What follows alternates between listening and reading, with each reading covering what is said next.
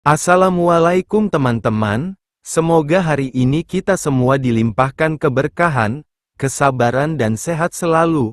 Mari kita simak kisah Abu Nawas yang penuh dengan hikmah dan inspiratif. Suatu ketika Abu Nawas menerima undangan untuk sebuah jamuan makan malam oleh Baginda. Dalam undangan tersebut, ia diminta untuk berpidato mengisi acara jamuan dengan tausiah agama. Abu Nawas datang ke istana lebih awal menghadiri undangan Baginda. Karena itu, Abu Nawas dipersilahkan duduk di bagian depan.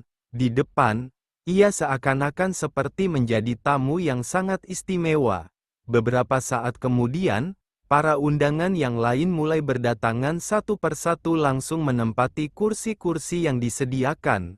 Kemudian, menyusul para pejabat kerajaan yang datang dan langsung menuju kursi yang paling depan. Akan tetapi, salah seorang pejabat yang hadir sedikit terlambat sangat terkejut melihat kursi paling depan sudah penuh dan salah satunya sudah diisi oleh Abu Nawas. Pejabat tersebut langsung protes keras pada panitia penyelenggara makan malam. Kenapa saya yang lebih terhormat berada di belakang dan justru Abu Nawas yang hanya rakyat biasa berada di depan? Protes pejabat tersebut. Tuan seharusnya menanyakan langsung kepada Abu Nawas sendiri, kata salah seorang panitia. Karena merasa posisinya disamakan dengan orang biasa, pejabat tersebut tidak terima. Ia berjalan ke depan menghampiri Abu Nawas kemudian berbisik padanya bahwa yang pantas duduk di kursi itu adalah dirinya yang merupakan pejabat kerajaan terhormat. Wahai Abu Nawas, kamu tidak pantas duduk di sini, karena kursi depan seharusnya diisi oleh pejabat seperti saya. Tegas pejabat itu dengan sombong. Mendengar teguran pejabat yang merendahkannya, Abu Nawas membela diri. Maka terjadilah perdebatan di antara mereka, hingga para tamu lain juga mendengarnya. Saudara pejabat yang terhormat, pada kenyataannya Anda itu tidak lebih dari seorang pesulap, kata Abu Nawas mulai angkat bicara. Wah, tidak bisa begitu, saya adalah pejabat kerajaan bukan pesulap. Engkau yang pesulap, cetus pejabat tersebut. Semua tamu yang hadir dibuat tegang dan tertuju pada mereka berdua. Sekalipun saya adalah pesulap, tapi ketika naik panggung, saya bisa bertindak sesuai janji. Saat saya berjanji mengubah sapu tangan menjadi kelinci, maka bim salabim, sapu tangan itu benar-benar berubah menjadi kelinci. Kata Abu Nawas, apa maksudmu? Apa hubungannya denganku? Tanya pejabat. Anda seperti seorang pesulap yang gagal di atas panggung, berjanji mengubah bunga menjadi kelinci, tapi Anda tidak berhasil mewujudkannya, kata Abu Nawas yang membuat suasana semakin panas. Apa maksudmu? Tanya pejabat itu marah. Sebelum menjadi pejabat Anda berjanji akan merubah nasib rakyat kecil menjadi lebih baik. Tapi, setelah menjadi pejabat, keadaan rakyat kecil sama saja seperti sebelum Anda menjadi penjabat, jelas Abu Nawas. Wajah pejabat tersebut menjadi merah, ia diam terdunduk dipermalukan Abu Nawas di depan para tamu yang hadir. Abu Nawas kembali bertanya padanya, nah, kalau begitu, mana yang lebih-lebih pantas duduk di sini? Tanya Abu Nawas kembali. Pejabat tersebut tidak menjawab pertanyaan Abu Nawas. Dengan perasaan kesal dan malu pejabat itu langsung beranjak meninggalkan Abu Nawas dan duduk di belakang. Setelah menjual Baginda Raja pada seorang Baduy, Abu Nawas menyadari jika dirinya terancam hukuman berat. Ia kemudian pergi sementara dari rumahnya untuk menghindari para tentara kerajaan akan menangkapnya. Sesuai perintah raja, prajurit kerajaan kemudian mendatangi rumah Abu Nawas. Akan tetapi mereka tidak menemukan Abu Nawas. Setelah memeriksa ke seluruh ruangan rumah, mereka yakin jika Abu Nawas tidak berada di rumahnya. Para prajurit kembali ke istana dan melaporkan kepada Baginda Raja. Ketika kondisi dirasa sudah cukup aman, Abu Nawas kemudian kembali ke rumahnya. Istrinya kemudian menemuinya dan berkata, "Wahai suamiku, Tadi prajurit kerajaan datang kemari atas perintah Baginda untuk menangkapmu. Apa yang telah engkau perbuat? Tanya istri kepada Abu Nawas. Abu Nawas kemudian menjawab, ini masalah besar. Sebelumnya aku telah menjual Baginda Raja kepada seorang pedagang budak. Apa? Engkau baru saja menjadikan Baginda Raja sebagai budak? Mengapa engkau lakukan itu? Tanya istri Abu Nawas dengan nada terkejut. Iya, biar Baginda tahu jika di negerinya ini masih ada praktek jual beli manusia yang dilakukan oleh rakyatnya, sekalian agar ia menyadari jika menjadi budak itu sangat sengsara. Jawab Abu Nawas, meskipun tujuanmu baik, cara itu tentu saja tidak akan diterima Baginda Raja dan Baginda pasti akan menggantung dirimu kali ini, kata istrinya. Abu Nawas mulai resah, hanya ada satu cara untuk melepaskan diri jeratan hukuman Baginda Raja Harun al-Rasyid pikirnya, cara tersebut tidaklah semudah seperti yang biasa ia lakukan. Setelah lelah berpikir, Abu Nawas kemudian melaksanakan salat 2 rakaat. Selesai salat, Abu Nawas segera melaksanakan rencananya yang sudah disusun bersama istrinya. Sebelumnya ia berpesan kepada istrinya jika Baginda Raja bertanya tentangnya kepada sang istri hendaklah ia menjawab seperti yang telah dipesankan kepadanya. Beberapa saat kemudian istri Abu Nawas berteriak histeris meronta-ronta. Tetangga yang mendengar beramai-ramai langsung mendatangi rumah Abu Nawas. Mereka kemudian bertanya kepada istri Abu Nawas, "Apa yang terjadi?" "Suamiku meninggal," jawab istri Abu Nawas sambil kembali menangis histeris. Para tetangga sangat terkejut dan juga ada yang ikut menangis histeris karena begitu menyukai Abu Nawas. Kabar tentang kematian Abu Nawas dengan cepat menyebar hingga ke istana. Baginda yang mendengar kabar itu merasa tidak percaya seseorang seperti Abu Nawas telah meninggal dunia, padahal ia baru saja ingin menangkapnya. Baginda Raja bersama para pengawal istana dan tabib istana langsung menuju ke rumah Abu Nawas untuk memastikan kematiannya. Sesampai di rumah Abu Nawas, tabib istana langsung memeriksa keadaan Abu Nawas. Selesai memeriksa kemudian tabib memastikan kepada Baginda jika Abu Nawas benar-benar telah meninggal dunia. Baginda Raja kemudian menangis terseduh-seduh setelah mendengar penjelasan tabib dan melihat tubuh Abu Nawas yang terbujur kaku. Karena meskipun seorang yang jahil, Abu Nawas adalah seorang sahabat yang sering memberikan saran-saran baik kepadanya meski dengan caranya sendiri. Baginda kemudian bertanya kepada istri Abu Nawas, "Adakah pesan terakhir Abu Nawas untukku?" "Ada Baginda, suami hamba berpesan agar Baginda Sudi kiranya dapat mengampuni segala dosa dan kesalahannya yang telah ia lakukan kepada Baginda dunia dan akhirat. Ia juga berpesan jika Baginda benar-benar tulus memaafkannya hendaklah Sudi kiranya rakyat yang menjadi saksi." Jawab istri Abu Nawas, "Jika itu permintaan Abu Nawas, maka akan aku penuhi dengan baik," kata Baginda menyanggupi. Setelah dimandikan dan dikafani, jasad Abu Nawas yang telah dikerendakan kemudian dibawa ke sebuah lapangan yang besar yang dihadiri oleh rakyat yang banyak. Ketika sampai di sana, Baginda Raja kemudian berpidato di hadapan rakyatnya, "Wahai rakyatku, hari ini aku mengumumkan kepada kalian semua, bahwasanya aku telah mengampuni dunia akhirat semua dosa yang telah diperbuat Abu Nawas kepadaku. Dari janjiku ini kalian semualah yang menjadi akan saksinya," kata Baginda di hadapan rakyatnya.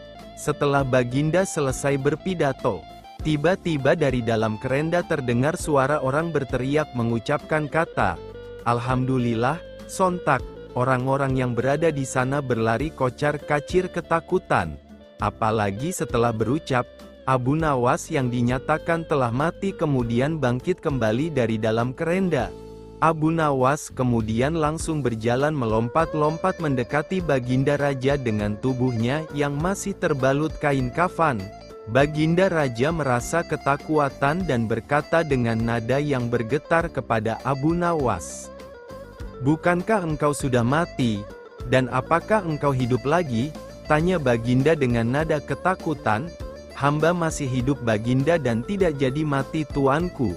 Terima kasih karena Baginda telah memaafkan semua kesalahan hamba pada Baginda, kata Abu Nawas tersenyum. Jadi kau tidak mati? Tanya Baginda kembali. Abu Nawas menggelengkan kepalanya. Kurang hajar, kau berani mempermainkanku, ilmu apa yang engkau pakai? Tanya Baginda dengan kesal tapi penasaran. Ini adalah ilmu yang hamba dapatkan dari seorang maha guru hamba, jawab Abu Nawas. Ajarkan ilmu itu kepadaku, pinta Baginda. Tidak mungkin Baginda, hanya seorang maha guru yang bisa mengajari kepada orang lain, sedang hamba tidak diajarkan cara untuk mengajarkan kepada orang lain, kata Abu Nawas. Baiklah jika engkau tidak mau mengajari, aku akan mencari maha guru itu dan belajar kepadanya, kata Baginda. Sungguh disayangkan sekali wahai Baginda, maha guru itu sudah benar-benar meninggal dunia, tidak sepertiku yang bisa hidup lagi, kata Abu Nawas. Dasar kau Abu Nawas, gerutu Baginda kesal. Setelah itu Baginda dan semua orang yang hadir membubarkan diri. Abu Nawas kembali ke rumahnya, dan hidup tenang terhindar dari hukuman berat Baginda.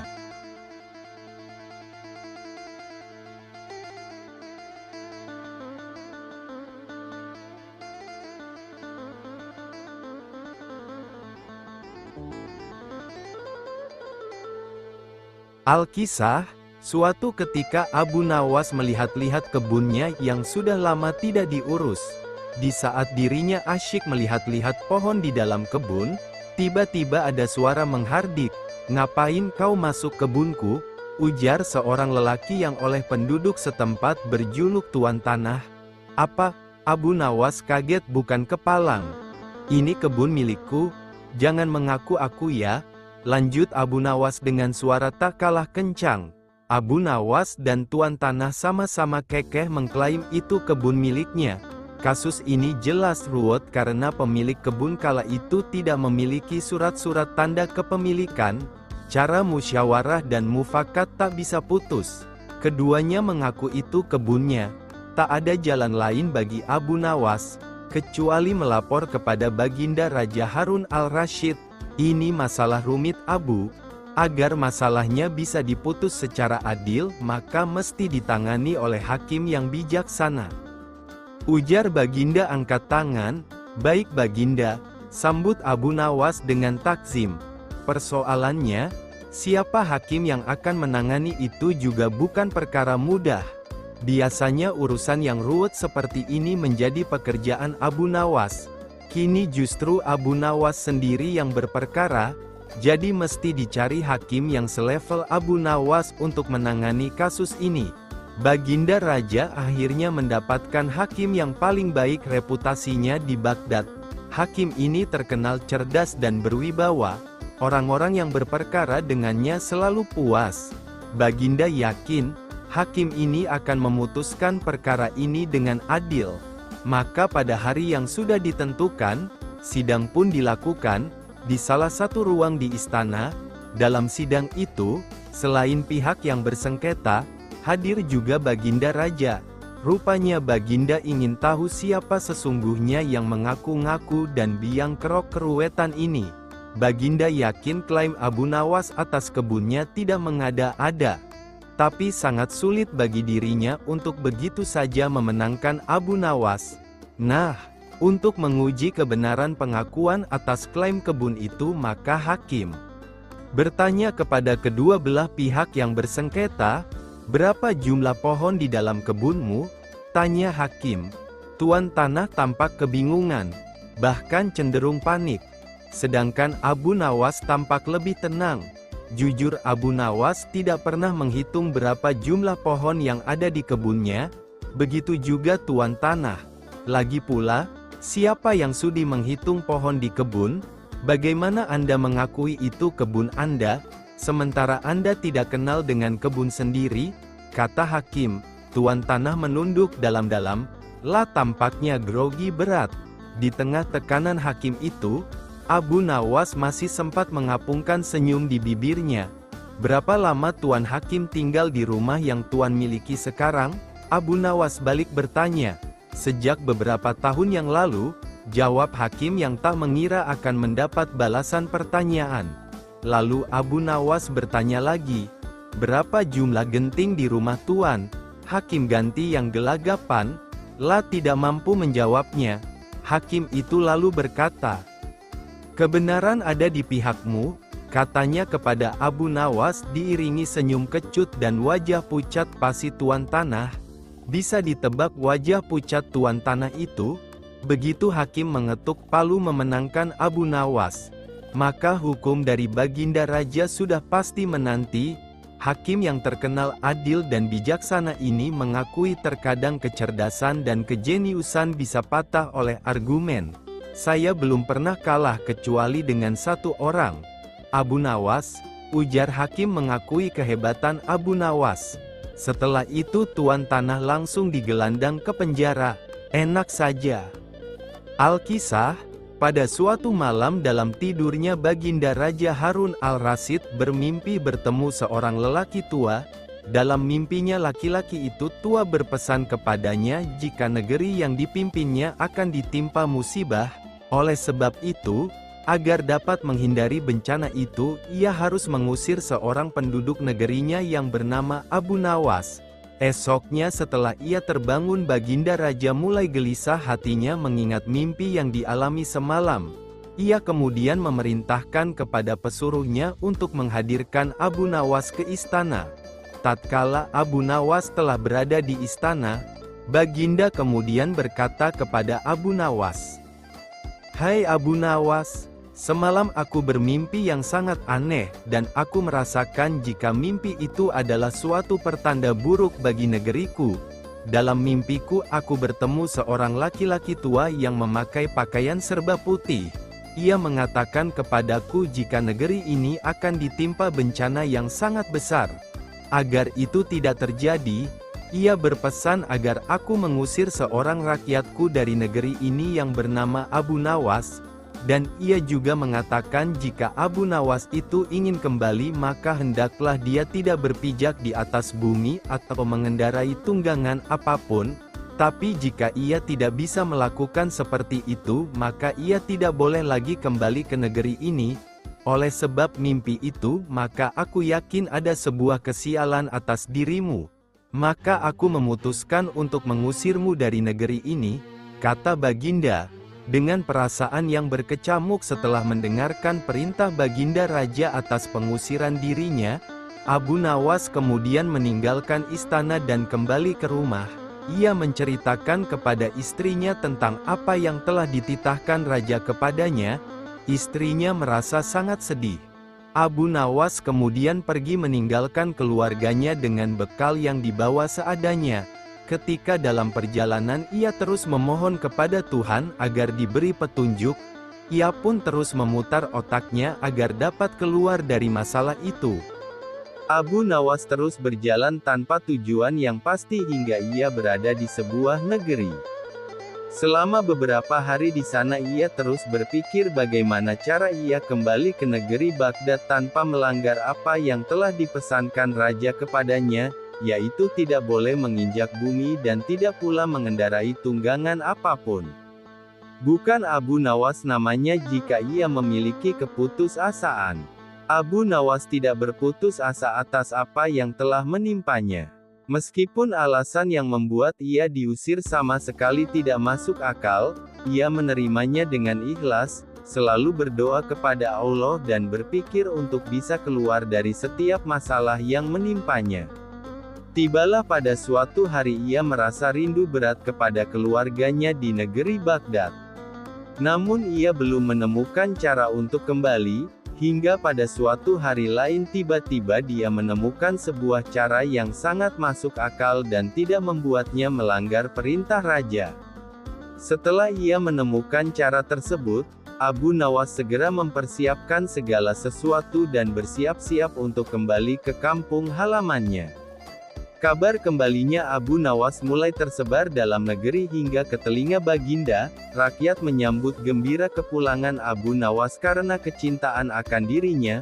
Baginda Raja juga ikut senang, tapi dalam suasana yang berbeda. Jika rakyat senang karena mereka menyukai Abu Nawas, Baginda Raja senang karena kali ini ia dapat leluasa memberi hukuman kepada Abu Nawas. Baginda berpikir pasti mustahil Abu Nawas dapat kembali tanpa berpijak pada bumi atau menunggangi sesuatu. Tibalah Abu Nawas di istana dan menghadap Baginda Raja. Kehadirannya di istana membuat Baginda Raja sangat kaget ketika melihat Abu Nawas bergelantungan mengikat dirinya di bawah seekor keledai, dan kemudian Abu Nawas berkata kepada Baginda Raja, "Wahai Baginda Raja, bukankah engkau telah mengusirku dari negeri ini, dan melarangku kembali dengan berjalan memijak bumi dan tidak pula boleh menunggang apapun? Maka oleh sebab itu aku telah kembali dengan tidak memijak pada bumi dan tidak pula menunggung apapun, kecuali aku bergelantungan di bawah perut keledai." Melihat tingkah pola dan alasan yang diberikan Abu Nawas, Baginda Raja pun merasa masuk akal dan sangat memuaskan beliau. Akhirnya Abu Nawas bisa kembali ke keluarganya dan terbebas dari hukuman Baginda Raja. Pesan bagi para hakim. Bapaknya Abu Nawas adalah penghulu kerajaan Baghdad bernama Maulana. Pada suatu hari bapaknya Abu Nawas yang sudah tua itu sakit parah, dan akhirnya meninggal dunia.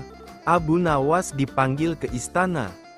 Diperintah Sultan, Raja, untuk mengubur jenazah bapaknya itu sebagaimana adat Syekh Maulana. Apa yang dilakukan Abu Nawas hampir tiada bedanya dengan Kadi Maulana, baik mengenai tata acara memandikan jenazah, hingga mengkafani, menyalati dan mendoakannya. Maka Sultan bermaksud mengangkat Abu Nawas menjadi Kadi atau penghulu menggantikan kedudukan bapaknya. Namun, demi mendengar rencana sang Sultan, tiba-tiba saja Abu Nawas yang cerdas itu tiba-tiba nampak berubah menjadi gila. Usai upacara pemakaman bapaknya, Abu Nawas mengambil sepotong batang pisang dan diperlakukannya seperti kuda.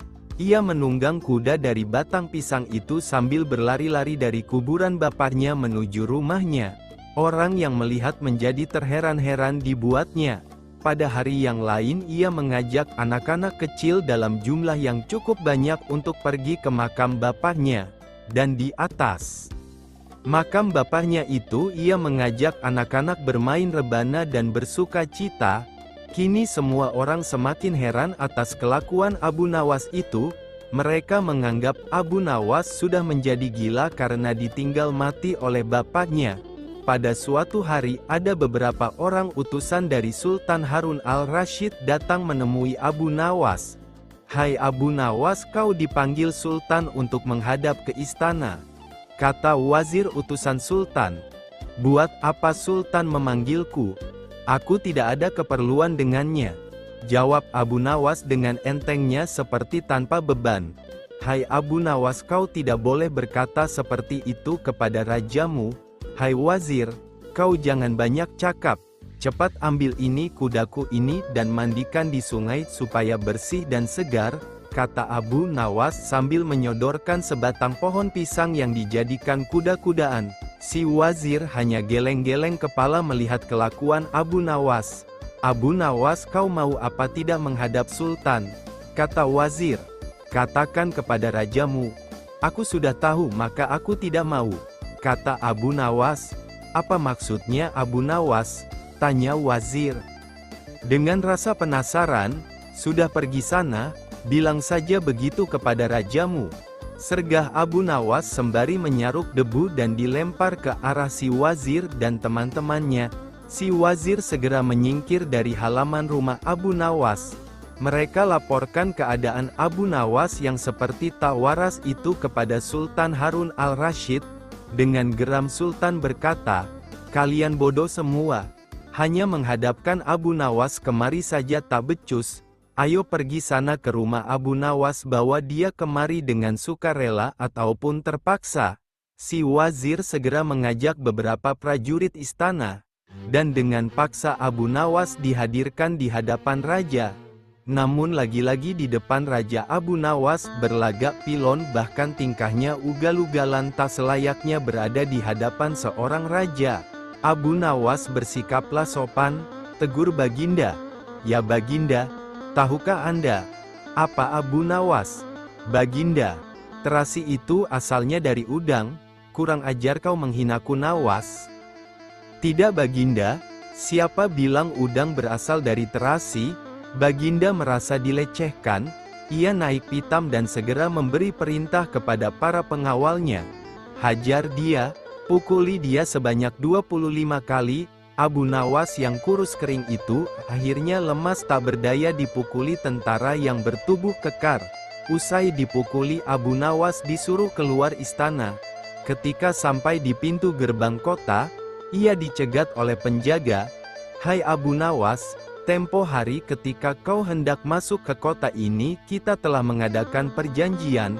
Masa kau lupa pada janjimu itu? Jika engkau diberi hadiah oleh Baginda, maka engkau berkata, aku bagi 2, engkau 1 bagian, aku 1 bagian. Nah, sekarang mana bagianku itu, hai penjaga pintu gerbang? Apakah kau benar-benar menginginkan hadiah Baginda yang diberikan kepadaku tadi? Lia, tentu itu kan sudah merupakan perjanjian kita. Baik, aku berikan semuanya, bukan hanya 1 bagian. Wah, ternyata kau baik hati Abu Nawas. Memang harusnya begitu, kau kan sudah sering menerima hadiah dari Baginda. Tanpa banyak cakap lagi, Abu Nawas mengambil sebatang kayu yang agak besar lalu orang itu dipukulinya sebanyak 25 kali. Tentu saja orang itu menjerit-jerit kesakitan dan menganggap Abu Nawas telah menjadi gila. Setelah penunggu gerbang kota itu kelengger, Abu Nawas meninggalkannya begitu saja. Ia terus melangkah pulang ke rumahnya. Sementara itu si penjaga pintu gerbang mengadukan nasibnya kepada Sultan Harun al-Rasyid. Ya, Tuanku Syah Alam, ampun beribu ampun. Hamba datang kemari mengadukan Abu Nawas yang telah memukul hamba sebanyak 25 kali tanpa suatu kesalahan. Hamba mohon keadilan dari Tuanku Baginda. Baginda segera memerintahkan pengawal untuk memanggil Abu Nawas. Setelah Abu Nawas berada di hadapan Baginda, ia ditanya, hai Abu Nawas, benarkah kau telah memukuli penunggu pintu gerbang kota ini sebanyak 25 kali pukulan? Berkata Abu Nawas, ampun Tuanku, hamba melakukannya karena sudah sepatutnya dia menerima pukulan itu. Apa maksudmu? Coba kau jelaskan sebab musababnya kau memukuli orang itu? Tanya Baginda. Tuanku, kata Abu Nawas, hamba dan penunggu pintu gerbang ini telah mengadakan perjanjian bahwa jika hamba diberi hadiah oleh Baginda maka hadiah tersebut akan dibagi 2. 1 bagian untuknya, 1 bagian untuk saya. Nah pagi tadi hamba menerima hadiah 25 kali pukulan. Maka saya berikan pula hadiah 25 kali pukulan kepadanya. Hai penunggu pintu gerbang, benarkah kau telah mengadakan perjanjian seperti itu dengan Abu Nawas? Tanya Baginda. Benar Tuanku, jawab penunggu pintu gerbang. Tapi hamba tiada mengira jika Baginda memberikan hadiah pukulan. Hahaha, dasar tukang peras, sekarang kena batunya kau, sahut Baginda. Abu Nawas tiada bersalah. Bahkan sekarang aku tahu bahwa penjaga pintu gerbang kota Baghdad adalah orang yang suka narget, suka memeras orang. Kalau kau tidak merubah kelakuan burukmu itu sungguh aku akan memecat dan menghukum kamu. Ampun Tuanku, sahut penjaga pintu gerbang dengan gemetar. Abu Nawas berkata, Tuanku, hamba sudah lelah, sudah mau istirahat, tiba-tiba diwajibkan hadir di tempat ini. Padahal hamba tiada bersalah, hamba mohon ganti rugi. Sebab jatah waktu istirahat hamba sudah hilang karena panggilan Tuanku. Padahal besok hamba harus mencari nafkah untuk keluarga hamba. Sejenak Baginda melengak, terkejut atas protes Abu Nawas, namun tiba-tiba tertawa terbahak-bahak. Hahaha, jangan khawatir Abu Nawas. Baginda kemudian memerintahkan bendahara kerajaan memberikan sekantong uang perak kepada Abu Nawas. Abu Nawas pun pulang dengan hati gembira. Tetapi sesampai di rumahnya Abu Nawas masih bersikap aneh dan bahkan semakin nyentrik seperti orang gila sungguhan. Pada suatu hari Raja Harun al-Rasyid mengadakan rapat dengan para menterinya. Apa pendapat kalian mengenai Abu Nawas yang hendak kuangkat sebagai kadi? Wazir atau Perdana Menteri berkata, melihat keadaan Abu Nawas yang semakin parah otaknya, maka sebaiknya tuanku mengangkat orang lain saja menjadi kadi. Menteri-menteri yang lain juga mengutarakan pendapat yang sama. Tuanku, Abu Nawas telah menjadi gila, karena itu dia tak layak menjadi kadi. Baiklah, kita tunggu dulu sampai 21 hari, karena bapaknya baru saja mati. Jika tidak sembuh-sembuh juga bolehlah kita mencari kadi yang lain saja. Setelah lewat 1 bulan Abu Nawas masih dianggap gila, maka Sultan Harun al-Rasyid mengangkat orang lain menjadi kadi atau penghulu kerajaan Baghdad. Konon dalam sesuatu pertemuan besar ada seseorang bernama Polan yang sejak lama berambisi menjadi kadi, lah mempengaruhi orang-orang di sekitar Baginda untuk menyetujui jika ia diangkat menjadi kadi. Maka tatkala ia mengajukan dirinya menjadi kadi kepada Baginda, maka dengan mudah Baginda menyetujuinya. Begitu mendengar Polan diangkat menjadi kadi, maka Abu Nawas mengucapkan syukur kepada Tuhan. Alhamdulillah, aku telah terlepas dari balak yang mengerikan. Tapi, sayang sekali kenapa harus Polan yang menjadi kadi? Kenapa tidak yang lain saja? Mengapa Abu Nawas bersikap seperti orang gila? Ceritanya begini. Pada suatu hari ketika ayahnya sakit parah dan hendak meninggal dunia, ia panggil Abu Nawas untuk menghadap.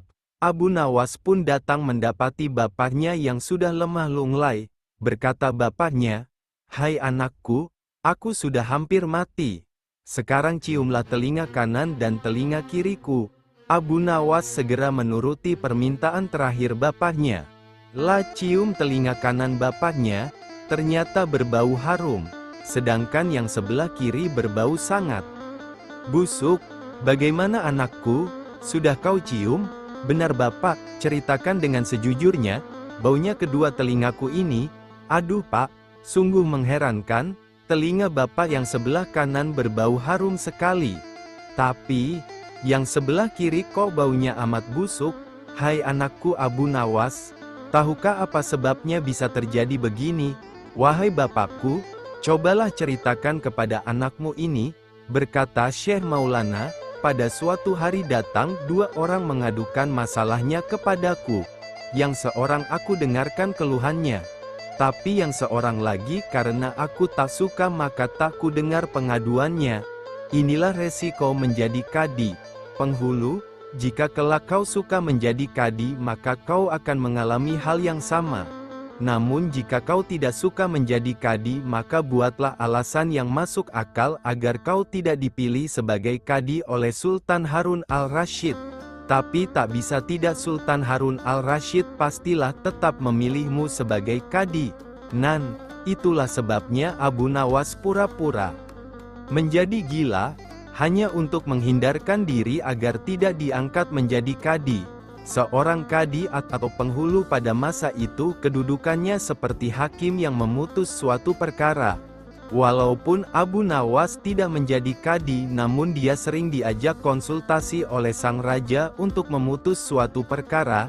Bahkan ia kerap kali dipaksa datang ke istana hanya sekedar untuk menjawab pertanyaan baginda raja yang aneh-aneh dan tidak masuk akal.